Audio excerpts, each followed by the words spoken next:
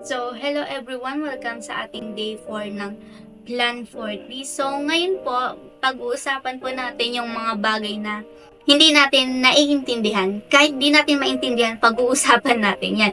So, ako po kasi maraming bagay na hindi naiintindihan. Katulad na lamang na bakit pa kaya kailangan pa nilang i-expose yung isang bagay na dapat ikaw at siya lang yung nakakaalam. Diba? So, joke lang. So, marami tayong hindi maintindihan. Katulad ng nakikita natin, napapansin natin, siguro tulad na lamang nung wireless earphones, yung earbuds na nako-connect sa phone mo, sa laptop, o kaya yung mga makapagpasa ka lang ng mga video sa phone mo at sa phone ng ibang tao na walang internet connection. Yung mga ganun ba na parang ang hirap i-explain. Yung tipong mapapawaw ka na lang ng, wow, galing naman ng technology. Tsaka meron pa ako nalaman yung mga butiki daw pala, mahalik sila sa sahig. Like, diba? Bakit kaya nila ginagawa yon? Ang hirap naman i-explain nun. May significance ba yon? May nangyari ba sa mundo pag ginagawa nila yon? Isa pa yung kapag nagbababad tayo sa pool ng napakatagal, 'di ba? Kumukulubot yung mga daliri natin. So napakarami pa. Napakaraming hindi natin ma-explain at maintindihan. At isa rin sa napakahirap na hindi natin maintindihan is yun yung pag-ibig ng Diyos sa atin. So bakit po kaya? Kasi kung titignan natin bilang isang normal na tao, sobrang logical na mahirap maintindihan. Bakit? Bakit mahal pa rin tayo ng Diyos kahit makasalanan na tayo? Kumbaga, hindi naman natin deserve na mahalin niya kasi marami tayong kasalanan, maraming pagkukulang. Minsan nga, 'di ba, napakasama pa natin. And eto pa, 'di ba, most of the time napaka one-sided pa ng pag-ibig niya sa atin, na siya lang yung umibig sa atin, tapos tayo hindi naman talaga umiibig sa kanya.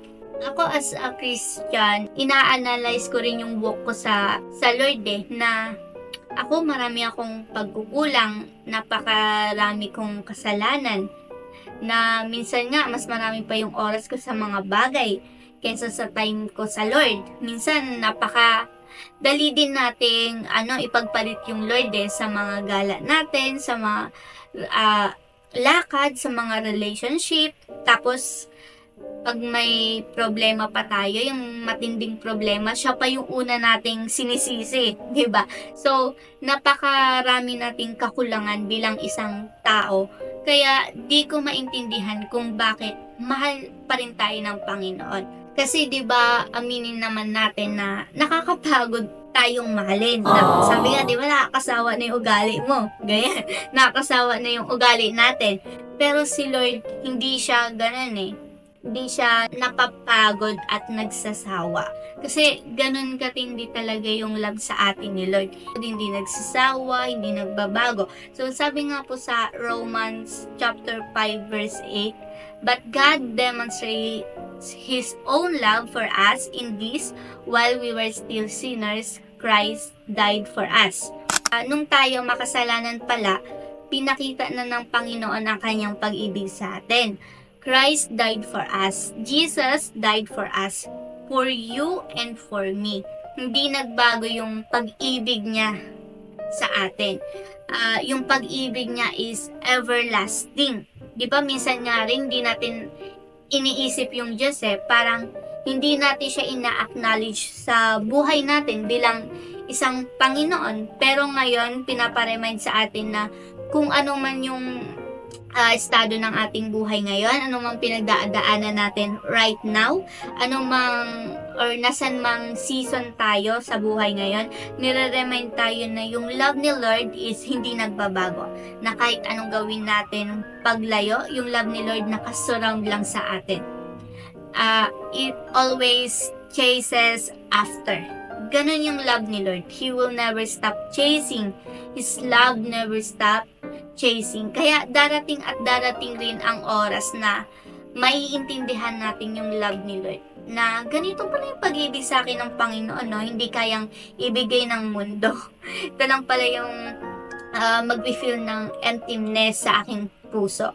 Kaya alam niyo yung sinasabi din sa Romans chapter 8 verse 38 to 39. Sabi dito, sapagkat ako'y naniniwalang lubos na kahit ang kamatayan man, kahit ang buhay, kahit ang mga anghel, kahit ang mga pamunuan, kahit ang mga bagay na kasalukuyan, kahit ang mga bagay na darating, kahit ang mga kapangyarihan, kahit ang kataasan, kahit ang kababaan, kahit ang alinmang ibang nilalang ay hindi makapaghihiwalay sa atin sa pag-ibig ng Diyos na nasa kay Kristo Jesus na Panginoon natin. So, walang kahit anong bagay o sitwasyon man dito sa mundo, mga nakikita natin o hindi nakikita, kahit ano pang elemento yan, hindi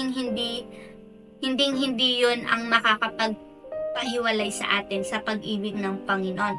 Ganun niya tayo kamahal. Kaya kailangan lang buksan natin yung pintuan ng ating mga puso at tanggapin. Doon natin mararanasan at malalaman ang pagmamahal ng Diyos sa ating buhay. So, ayun lang po, and let's pray na. And Lord, maraming salamat po sa inyong walang hanggang pagmamahal na patuloy ninyong ipinapakita sa amin kahit na kami ay hindi naman karapat-dapat. Minsan, Lord, nahirapan kaming maintindihan kung bakit kami minamahal mo pa rin sa kabila ng lahat ng aming pagkukulang at pagkakasala. Pero nagpapasalamat po kami dahil ang iyong pagmamahal, Lord, ay hindi nagbabago. Tulungan po niyo kami na buksan yung aming mga puso at tanggapin ang inyong love sa aming buhay, Lord. Naway matutunan namin na magtiwala at magpasalamat sa kabila ng mga pagsubok at kamalian namin. Lord, tulungan po niyo kami na buksan ang aming mga puso at tanggapin ang inyong pag-ibig, Lord God, sa aming buhay. Naway matutunan namin na magtiwala at magpasalamat sa kabila ng mga pagsubok at kamalian namin. At magpatuloy na humarap sa inyo ng may pagpapakumbaba at pananampalataya. Sa lahat, Lord God, ng aming pinagdadaanan, tulungan niyo po kaming tandaan na walang anumang bagay sa mundong ito ang makakapaghiwalay sa amin sa iyong pagmamahal.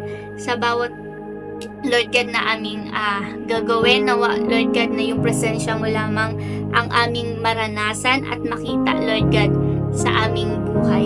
Kami po, Lord God, muli ay nagpapakumbaba at nagtitiwala sa inyo. Lord, maraming salamat po sa iyong salita. Salamat po, Lord God, dito sa Plan 40 namin. Nawa na anumang desire namin, anumang ipag-pray namin sa inyo, Lord God. Lord, if it's your will, Panginoon, let it will be done, Lord God. Maraming salamat po. We surrender our prayers to you, our lives to you, Panginoon. Ikaw po ang siyang kumilos at humawak sa aming buhay. Maraming salamat po, and salamat din po sa love mo sa amin na tunay na walang